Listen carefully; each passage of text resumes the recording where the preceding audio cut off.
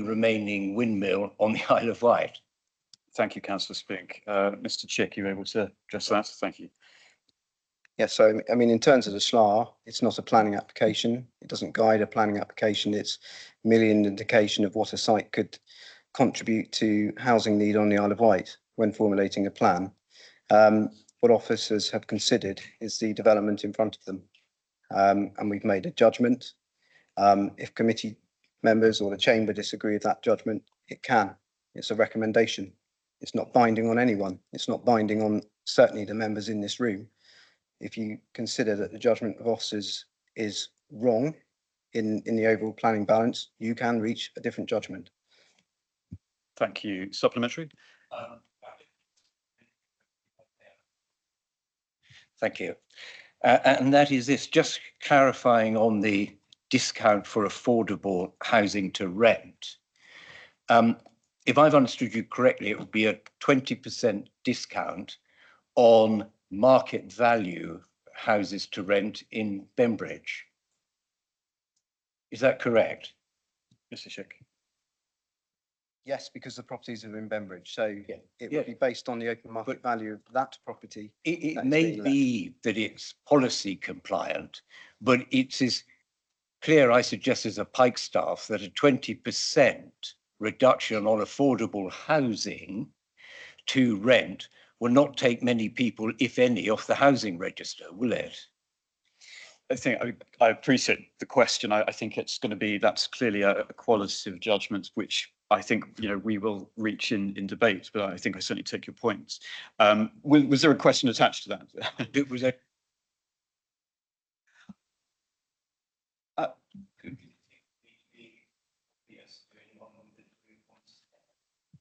I don't think that's I think I'm just going to move on and let's try to keep things as a question. I have a question actually, which is in relation to page 88 at paragraph 7.129, which references the Planning Listed Buildings Conservation Act, which imposes a duty to have special regards to the desirability of preserving listed buildings. Now, when we consider this as a grade 1 listed building, that would seem to me to elevate it to an even higher level. I just wondered is there any policy guidance around how we, as it were, create a cumulative view of that? Because clearly grade 1's already at the very top.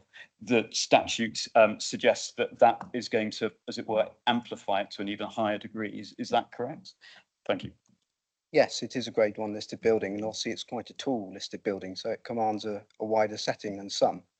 But the officer report outlines how officers have reached their judgment. We are required to pay special regard to preserving listed buildings, the building itself and its setting.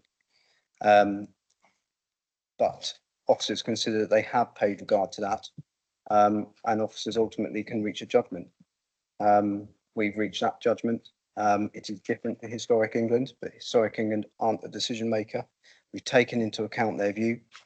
But as I said before, it's a recommendation, Chairman, and Chamber is welcome, obviously, to disagree with it if it so wishes. Thank you. Any additional questions from colleagues before I will perhaps move us towards the debate, if there is anything additional? Yes, Councillor. I'm sorry, but this my last question. In page 90, paragraph 7135, there's a reference to towards the end of that paragraph. Natural England have confirmed that the development would not pose a significant effect to the adjacent SWBG's candidate site. So that's a waders special protection area, as I understand it. Now, it may be simply that I've missed it, but I have tried to read the papers quite carefully. I've not found a Natural England statement to that effect. Can you help me with that, please? Thank you, Councillor Spink. Can you assist? I probably will just have to search around for that, of course, while of course we debate. But yes, they did write to us. There is a steering committee relating to Brent Geeson Waders site. Yeah, I don't think. All I would say is I don't think it's on the website, but I may be wrong because it is quite a lot of documents, and I could have missed it. Yes, yeah, Thank let you. me check it. Thank you. Any additional questions? If not, we'll move towards the debates. Anyone want to start us off? Councillor Price. Thank you, Chairman. Yeah, I mean, I've got a couple of sort of with regards to the actual development, proposed development, and particularly, I'm just looking at the road, and I thought it on site really at the corner of Mill Road and the High Street, adjacent to the windmill. You know, if there was ever an opportunity to improve the safety of the road, and also perhaps put a further buffer between the development and the windmill, it would have been to reprofile the road on that corner. It seems like a real wasted opportunity to be looking at it with this funny little green space, which I agree needs protecting, but that could be the other side of the road actually. We could have had a reprofiled road, and most of that green would be the other side of the road potentially. It might be utter fantasy that could be achieved, but to me, it looks like you know, I know that's quite a dangerous corner anyway. It would also perhaps make it safer for local residents to access the windmill site, because that road is problematic to cross on that corner anyway, isn't it? And potentially we're putting, you know, a little pavement straight to that corner. The other thing, looking at all those glossy pictures of the houses, I mean, no disrespect to the developer, but you know, none of them look particularly nice. I think, you know, it always makes me feel physically sick when I see architecture with render all over the buildings. There's nothing less inspiring. That said, there's many of the buildings in most of the most beautiful buildings in Bembridge are rendered actually. But so, you know, I suppose the argument could be that they're in some way in keeping with some of the other buildings in Bembridge, but far less beautiful, that's for certain. I just think, you know, traditional stone and brick of lots of different varieties, you know, should be used on these kind of sites, certainly in an area like Bembridge throughout. The architecture's free when you build something. Covering it in render, to me, just seems a cheap way out. It's just my comments. Thank you. Thank you, Councillor Price. Any additional comments? Councillor Churchman, followed by Councillor Andre. Councillor Churchman. I'm still appalled at the makeup of the 130 houses. I can see so many of those houses going as second homes, about which we can do nothing. I would think the Yachties at Bembridge Sailing Club will snap up 1-bedroom apartments immediately. Having worked in Bembridge 12 years ago now, the traffic situation was always bad, but it really worries me that we are not building houses for local, and we're not building them for islanders. I'm sorry, but the word affordable to me doesn't even come into it when we know somebody mentioned earlier a 3-bedroomed house in Bembridge is 800,000. Whatever you do, you cannot bring that within the scope of this development. And I just see we are going to attract more retirees. Our adult social care system is, I don't mean broke, but it's under threat now. I can't see families moving into it because I don't think they can afford it. And as I said, we're going to end up with retirees and second homes. Bembridge already has quite a high rate of second homes. I don't know if people realise that. I think it's even 30, 20%, 25, 30% of Bembridge homes are second homes. And Chris is saying up. And if you look at Sea View, which in the winter season is 2/3 empty, I can see this happening to this estate because it's the only way to describe it. And I'm sorry, but I do not like the layout. Why on earth does everything have to be built in straight lines? All I can say is go and look at the development in Cowes, which is currently building, where the houses are offset, they're all mixed up, but it's a pleasure to look at them. I really can't see this thing we have on the island of building houses in straight lines. Sorry, Chairman, to go on. Not at all. No, thank you, Councillor Churchman. Councillor Andre. Thank you, Chair. Sitting on this committee when applications like this come forward, I am always looking, I'm very mindful of the fact that we do have high numbers on our housing register for people that are already living on the island that deserve to live in decent homes. However, there are several issues here that I feel I do need to voice. I listened to the submission by the parish council, and I think actually they were very fair in what they said. And I got from that, maybe I'm mistaken, but I got from that that they're not actually against development per se, but they mentioned overdevelopment, and I have to say I'm inclined to agree with them.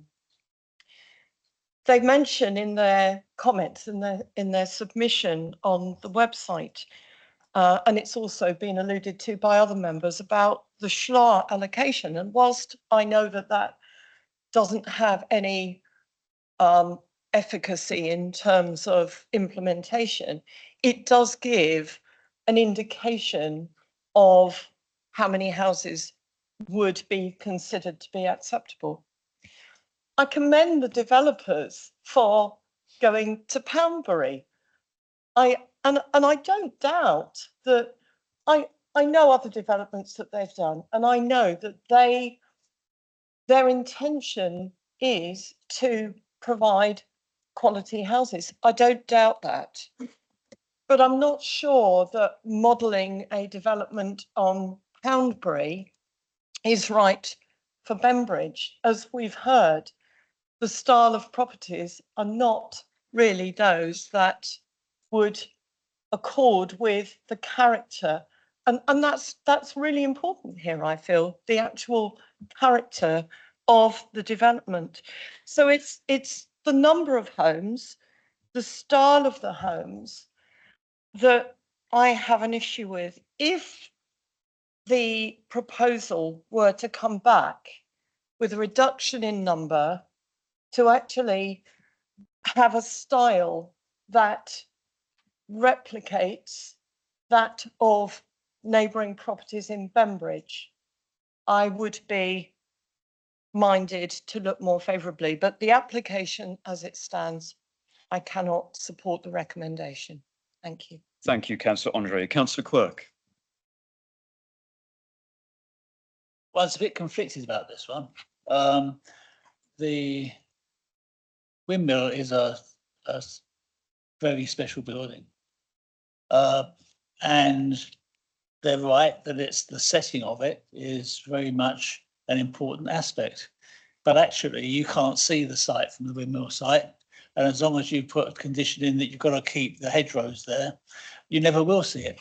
So that's sort of and the real setting is the view from the back of the windmill, which is totally pastoral and puts it in a good setting. People in Bembridge want to keep their school.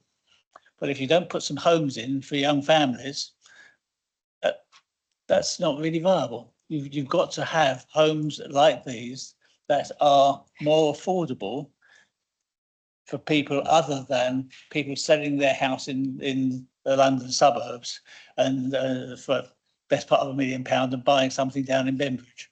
And you've got to have a different sort. And the only way you can make the prices lower is to increase the density of the building. And so for us, and the SHLA, little secret, developers have a say in the SHLA. And of course, they want to build lots of 4-bedroom homes. So if you talk to any developer, other than some of the ones that like these, they will want to fill the site with 4-bedroom detached houses because that gives them the maximum profit for the least work selling to people on the mainland. I would commend the approach that's been taken by this developer, because they're actually looking to build houses that people who come from Bembridge, grew up in Bembridge, want to continue to live in Bembridge, might have a chance to buy. Because if you live in Bembridge, your family is probably not that badly off anyway. But I actually think that this is a site that is, or a proposal on a site that is actually the right sort of thing. I voted against the last Bembridge site, not for the reason that the people at Bembridge wanted not to have more houses, but because it was under development.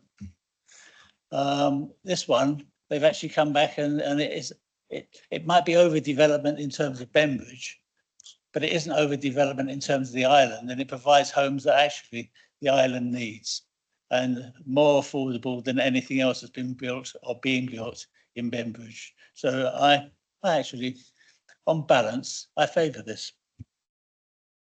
Thank you, Councillor Quirk. Councillor Stewart, then Councillor Spink. Councillor Stewart. Just really, I just thought I'd have a quick glance at the respective rental costs. For an equivalent in Newport, you're looking at something like 1,000 to 1,100. For equivalent in Bembridge, you're talking about 50% higher. It might be worth asking the officers as to whether we can actually lock the affordable rents down to either an island-wide basis or perhaps increase it from 20 to 30%. Thank you, Councillor Stewart. I think perhaps that's something we could explore. I don't know whether, Mr. Chick, do you feel able to comment on that? I can. Thank you. Yeah, it might be helpful. Thank you. So, I mean, in terms of whatever level is set in terms of rent, it's based on obviously the open market value of that and 20%. And the policy guidance is that it should be a 20% discount. And that's where we are at the moment. I think on the last application at Bembridge, there was an agreement for 25% discount. And we took a delay and spoke to the developer about, potentially would they take a decision on that, and we could follow that, but ultimately the guidance is 20%. Thank you. I mean, I think indicatively, I'm happy to explore all options. So I would be happy to pause if the applicant wished to do so. I will take some legal advice just on that point, but I think we have set something of a precedence in relation to that. But Councillor Spink. Thank you, Chair. Just following on from that point, my recollection is that we, at one of the planning committee workshops set up as a result of the peer review, there was a paper put before us which said to be properly affordable, and in particular for rent, it should be 40% discount. Now, frankly, on Bembridge prices, it probably needs to be more than that, but it doesn't seem to me that a reduction from 20 to 25 is going to make one jot of the difference.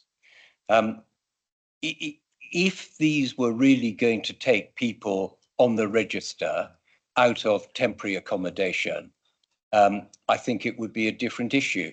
But we're all fooling ourselves, quite frankly, if we think that it would. The point that I make is that is simply in relation to the affordability. Moving on, however, it does seem to me that we should think very carefully about granting an application which will cause harm to a heritage asset, particularly when you've got to weigh up the benefits of this housing. So what are the benefits? Well, I think we've established that it won't really, none of them will really be affordable. I think we've established, if you look at the demographics on the island, most of the population growth is inward migration of people over the age of 60. So what benefit will it have to bring more retirees to the island? Indeed, it'll simply worsen. We're waiting for a crisis. It's about to happen, where we're all just over a certain age on the island and there's no one else, hardly. And this, just building more and more market value housing on the island which the statistics show us are more likely than not to be occupied by over 60s retirees, is just going to ruin the island and ruin the island's economy. And putting large housing estates next to grade 1 listed buildings will ruin the tourist economy as well. People come to the island because it's still, in parts anyway, a little bit quaint. People don't come to the island to walk around housing estates, or when they visit a grade 1 listed building, to have a housing estate. It may not be visible, as Councillor Quirk said, from the windmill out, but it's certainly visible if you go along that road to the windmill. The housing estate from either direction will be very, very obvious. So we're, in my view, harming our heritage. In my view, we're harming our tourist economy. We're making greater problems down the line because we're just going to have an ever-aging population.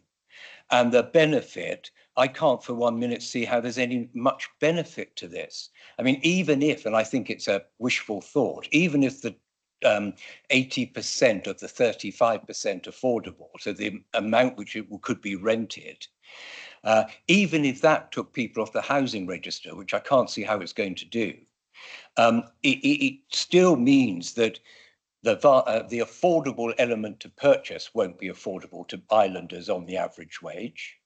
And the balance of the other amount, which is about 70 houses or something, clearly won't be affordable to islanders. So I ask rhetorically, where's the benefit and what's the harm? Thank you. Thank you, Councillor Spink. Councillor Brodie. Thank you, Chair. And as ever, we have the discussion about affordable housing, which is why I asked my questions earlier on, and which are largely ignored by members of the committee, sadly. But I will keep plugging away, trying to get an understanding of the severe housing crisis we face, both on the island and nationwide, which the new government recognises. I sometimes wonder, you know, if the people, some of the people on this committee think that these two guys over here from Captive are idiots. I do. I really do. I mean, they've built some wonderful developments on the Isle of Wight, and they still plan to do so. And you're not bankrupt yet, are you? You can't answer, but you know they're not bankrupt. I mean, according to Build a Better Bembridge, they only do it for the money, so they do know what they're doing. Now, we have a major housing problem on the island. And this development will provide 46 affordable homes, 70% of which would be affordable for rent, which we desperately need on the island. That's 32 homes, 32 families with a roof over their heads. And I've noticed the thing, you know, about trying to emphasise, you know, it's only going to be 80% of a market rent in Bembridge. But the bottom line is the market works in the rented sector as well. And we're going to be advertising these homes on Island Home Finder. And people on Island Home Finder are generally people at the rough end of income. They don't have a lot of money. Now, these guys aren't going to want to leave those homes empty forever. And that's where they're going to have to go. They're going to have to go to Island Home Finder, nowhere else. They're going to have to pitch the rent levels at a reasonably affordable level. So it might be 1,500, Councillor Stewart, if you've got a fantastic salary and you need to rent. But that can't be at that level in Bembridge. It just can't be. It also has to take into account what the housing benefit levels are. I know I've mentioned benefit. God, that must be terrible. But, you know, some of the people are going to require housing benefit to support them with the rents as well. And the rents, I don't know what the level is these days. The maximum housing benefit payable on, say, a 3-bedroom house is probably about 750 at the moment. So these guys, you know, these people who are on the point of bankruptcy are going to have to pitch their rent levels correctly to attract people to apply for them from Island Home Finder, some of whom want to live in Bembridge. I personally wouldn't want to live in Bembridge, but some of them would. Some people who live in that village would like to have an opportunity.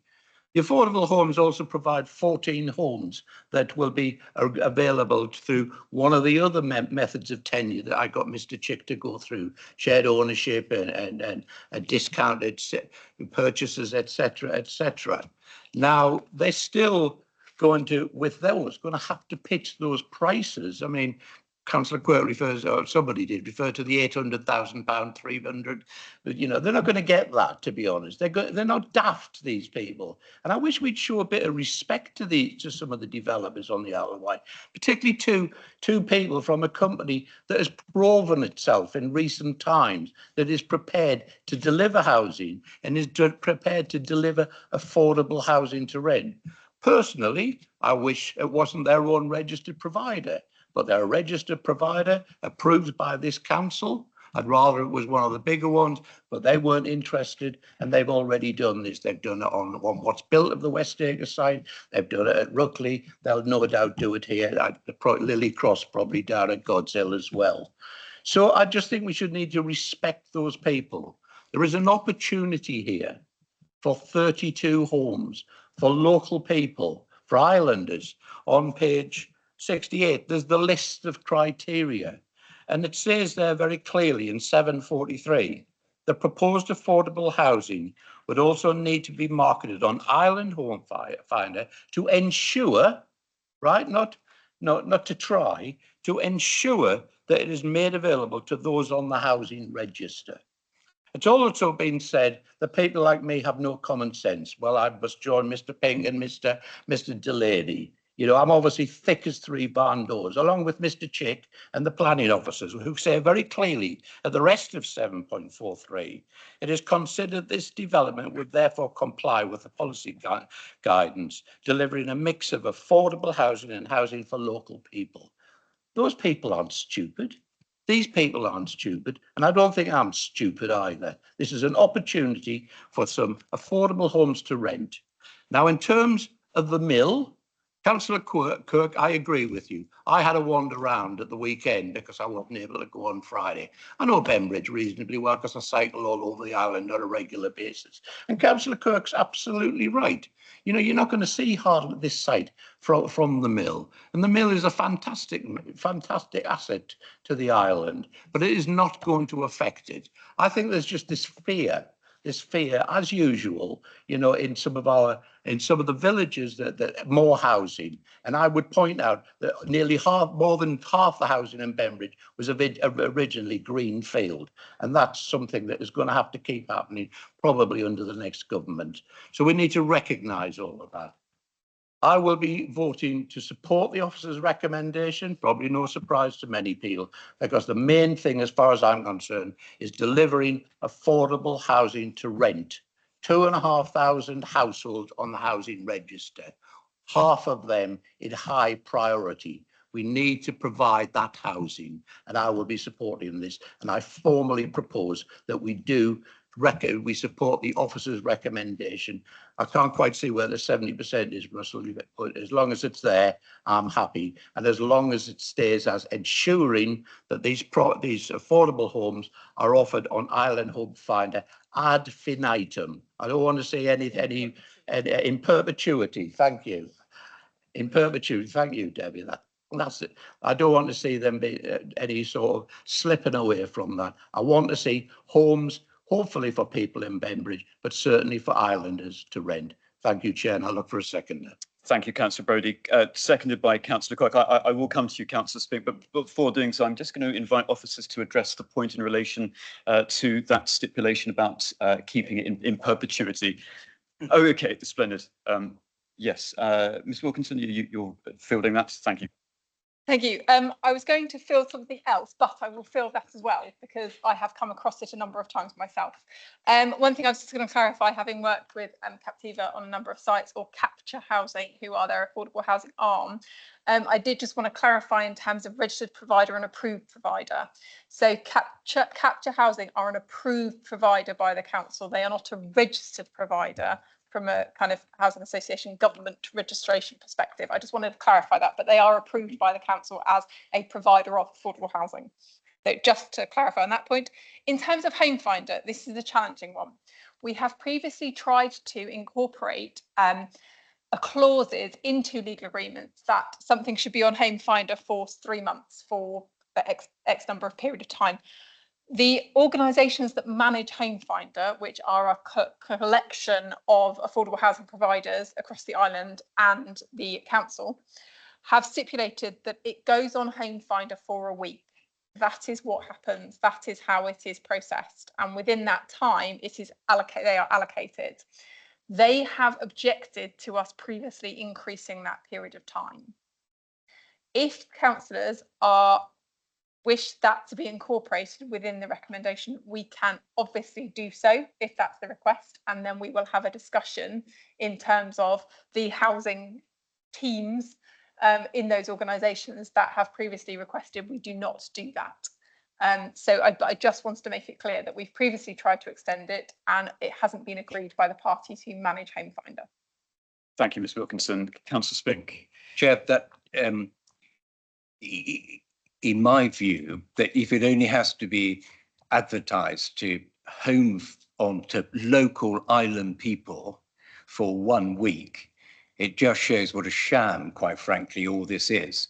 And the only way that I would support it is if it was legally binding. And the way that it could be legally binding would be to have heads of agreement in the Section 106 agreement. But because this council operates the policy of leaving that to discussion and agreement rather than stipulating in its decision making, which in my view is unlawful, we can't impose that. And to say that it's going to be affordable to islanders, but we'll only advertise it to them for a week, is absolutely deplorable. And I shall, for a variety of reasons which I've made clear, be voting against this application. I also want to make it clear that I support development, which may come as a surprise, bearing in mind I invariably vote against it. The reason I invariably vote against it is because it's justified on the basis that it's affordable. And at long last, people are waking up, and on this committee, waking up to the fact that it's not, and it's a sham. I shall be voting against. Thank you, Councillor Spink. So we do have a motion that's been proposed and seconded, but I'll come to Councillor Price and Councillor Brody. Could just emphasise the words in perpetuity. Sure. That is very much part and parcel of what I'd want in terms of any recommendation that we make here if we decide to vote for it. Yes. It's the only way around. And I agree with Councillor Spink. I didn't know it was a week. I thought it was 3 months. I'd like to see it a situation where it has to, because there's no other way in which these guys, and I've given you lots of compliments, so, not on purpose, that they're going to pitch things at market levels. That's what I want to see. Thank you, Chair. Thank you, Councillor Brody. Ben Gard, our legal advisor, just conferring with Ms Wilkinson. You're ready? Yes, thank you.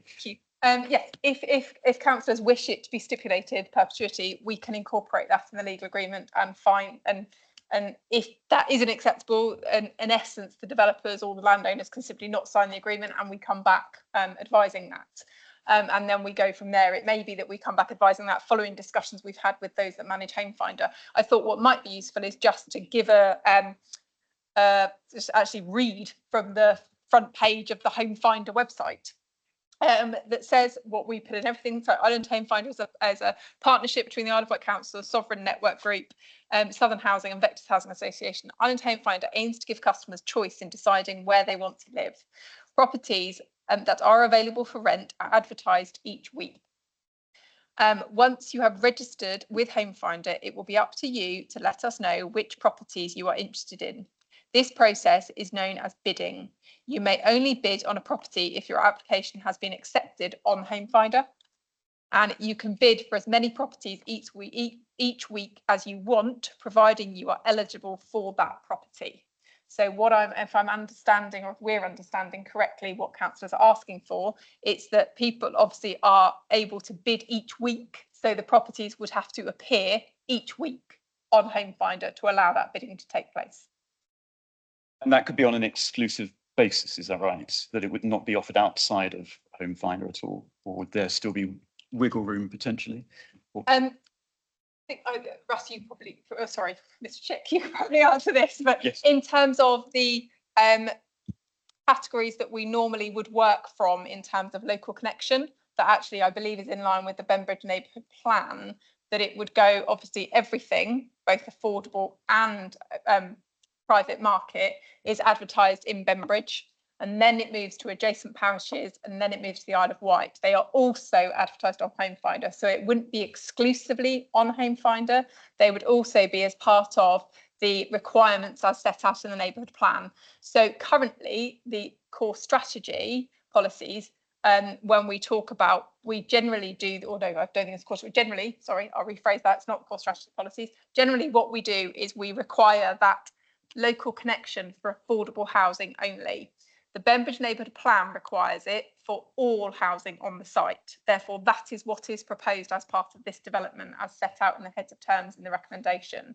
So it isn't solely Home Finder. There is other available ways in which people can obviously get those properties, but it would be Bembridge first, then adjoining parishes, then Isle of Wight, in line with the neighbourhood plan policy. Thank you, Mr Wilkinson. Councillor Price, followed by Councillor Churchman. Councillor Price. Yeah, I think that's answered some of it, really. I think, you know, this is clearly a locally unwanted development. You know, it's very contentious.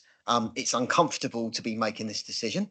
I think that we all want that reassurance that as much of this as possible will only go to people with those right local connections, or for the wider residents of the island. You know, building a development of this size that can do all those things that Councillor Churchman suggested it can in regards to second homes and stuff. We need to make sure and be reassured that that's not what's going to happen here. Thank you. Thank you, Councillor Price. Councillor Churchman. Yes, I can't support it because I think the site is far too large. Even half of that would be, I would think twice, but I think 130 houses there. But I think what really gets me is the fact that so many of them, or so few of them, are either 1 or 2 bedroomed. If we really want to house islanders, then there should be a far greater mix of 1 and 2 bedroom properties. Building 4 bedrooms and 5 bedrooms. I've already mentioned Steen Road, where there's a whole row of those. Why we're building more 5-bedroom houses and 4-bedroom? I'm really concerned that we're encroaching on the windmill. I really wonder whether anybody else in the UK would allow a development like that in such a sensitive area.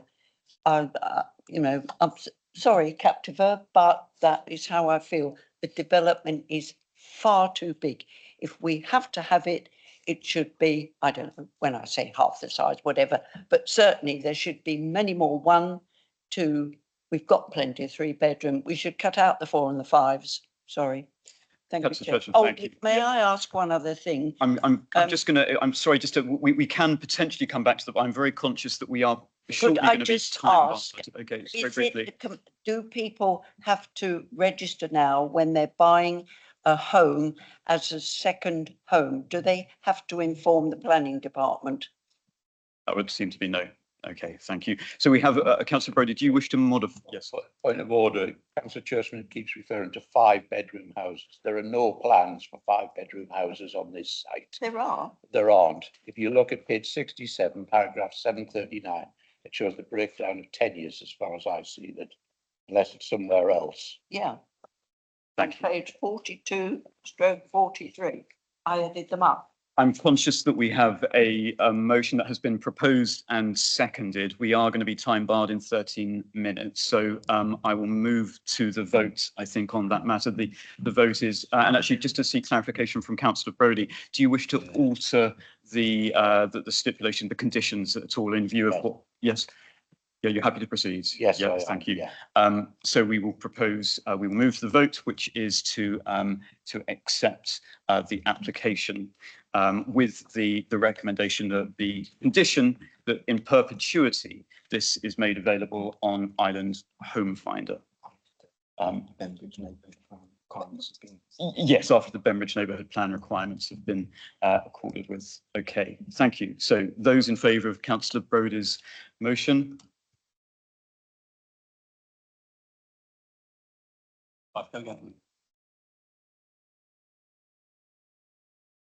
Yes. And against? And this is carried. Splendid. We have 11 minutes left to conclude. We go now to questions from members. Councillor Churchman, Yes, followed by Councillor Price. it's been recently noted in the press that one of the car parks in Cowes will be taken out of service for experimental drone deliveries. I would like to ask, to me, that is change of use. Can the council just do that without applying to the planning committee, please? Thank you. Thank you, Councillor Churchman. Ms Wilkinson. Thank you, Chairman. Thank you, Councillor Churchman. I have been asked this question before. In essence, there is permitted development rights to temporarily change the use of land for a short period of time. So it depends on how long they're proposing to trial the drone service for. The fact it's a trial would indicate they're unlikely to pass the period of time they can. So you can temporarily change the use of land. So as far as we're aware, as far as we're concerned from the planning department's perspective at the moment, until the point in which they undertake that trial for too many days, they are not breaching any planning controls. So if they effectively do it for one day and then the car park opens again and then they do it for another day, that would then add up. Or if they do it for a consecutive number of days, that would add up. So until the point in which that time scale is breached, there is no breach. There you can temporarily change the use of land. Thank you. Councillor Price, followed by Councillor Spink. Councillor Price. It's a bit of an odd one, Chairman. I just wondered if a bit of consideration could be given when setting future planning committee meetings could be taken. That 3 years ago, on the Friday of the site visit for Westacre Park, I had to leave the site visit early because it was the last day of my daughter's primary school. So I stayed on the site visit as long as I could. As members know, I left that site visit and it's caused a bit of contention going forward. But then on Friday, we had a similar situation. It was my other daughter's last day at primary school and I couldn't make the site visit again. I've done my own site visit and I know we've entered into a different phase, but I just wonder, there's been many occasions where the planning committee, which often can be quite long, falls in the school holidays as well, certainly half term and stuff. My children aren't going to be at school forever, but there's going to be lots of new councillors coming in next year. Hopefully there'll be lots of young ones with children at school and lots of current issues up their sleeve to bring to their new role. And I just wonder if we could maybe just consider school holidays when setting, and particularly end of the summer term, when setting dates for committee meetings in the longer term.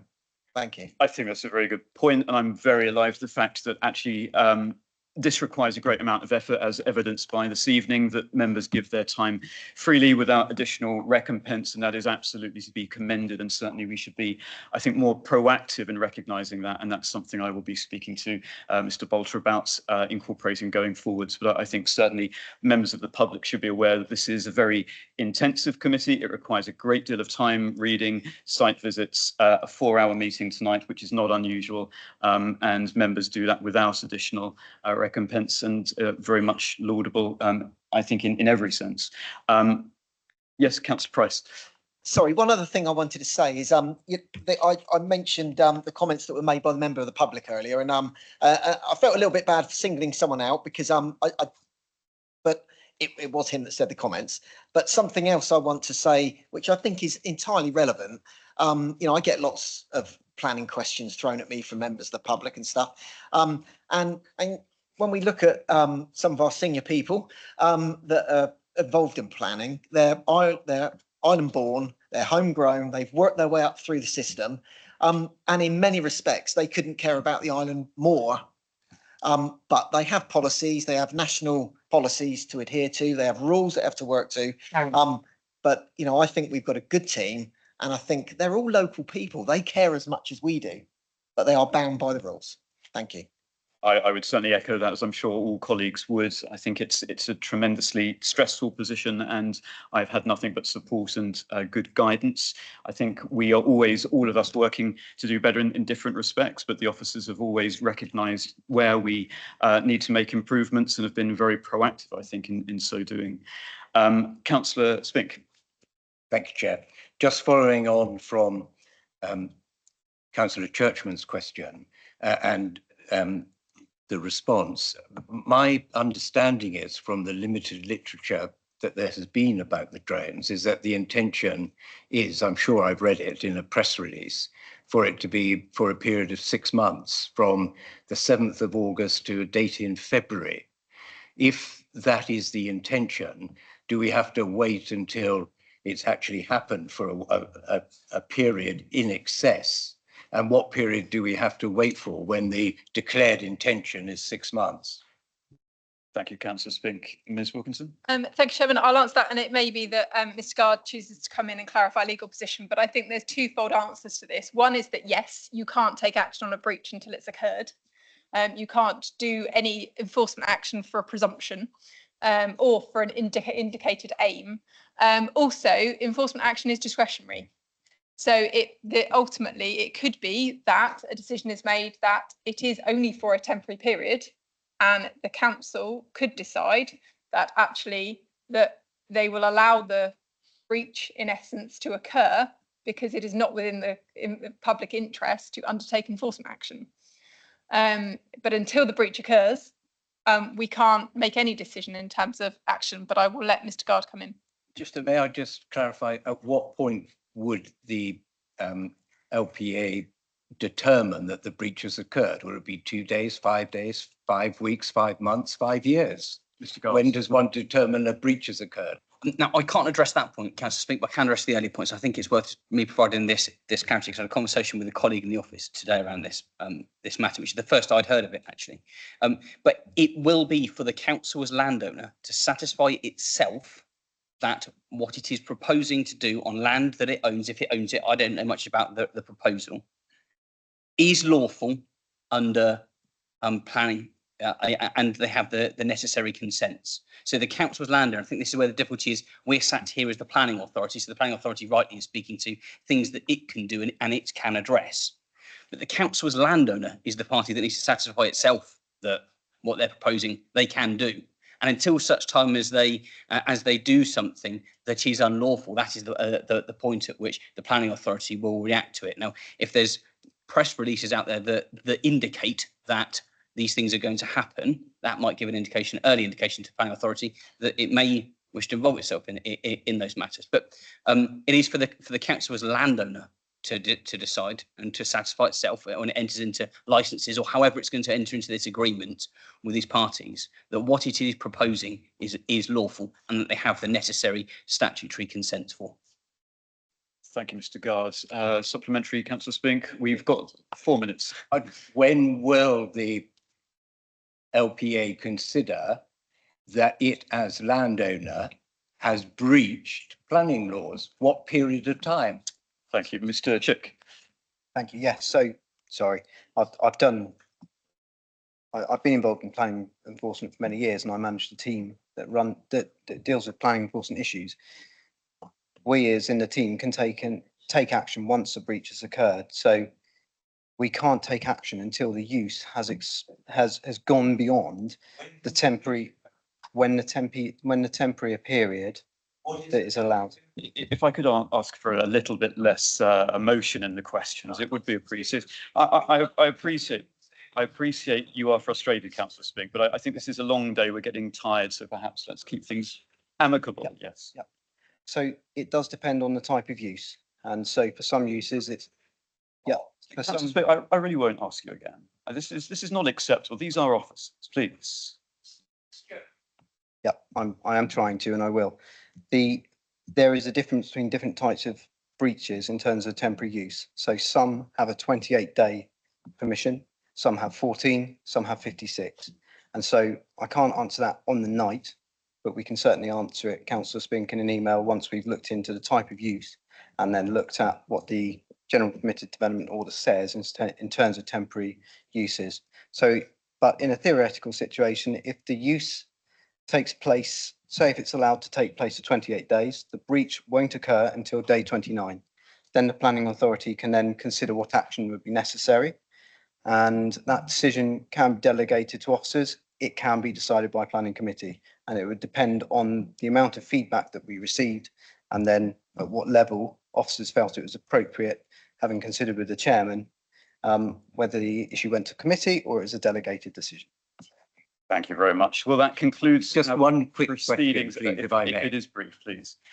Is it, and I don't know the answer to this, that's why it's a question, is it appropriate for the Isle of Wight Council as landowner to decide to have an experimental drone facility on its land, and then for the Isle of Wight Council as LPA to determine whether there's been a breach of planning law? Doesn't sound very open, transparent or independent. I don't know what Mr. Guard's view is. I think perhaps that might be something you could raise with Councillor Fuller, perhaps outside of this.